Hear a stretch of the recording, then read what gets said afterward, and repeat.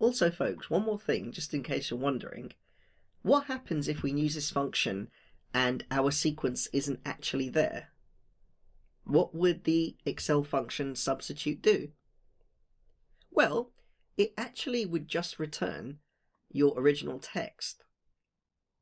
So, just to give you an example, I'm going to create one extra entry here.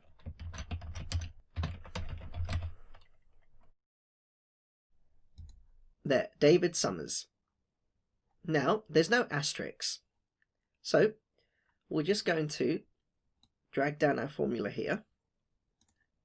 Just delete those two blank entries there. Right. Now, as you can see, Excel has just returned our exact entry.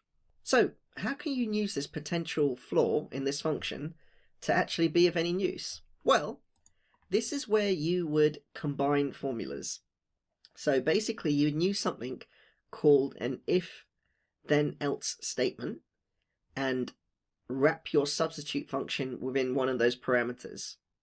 Now, we will be covering if-then-else statements in another lecture, and we're actually going to be using this substitute function as an example of how to use these conditional sentences or statements, as they call them, where you put a condition, you test for that condition, and then you have a true and a false outcome for your if-then-else statement.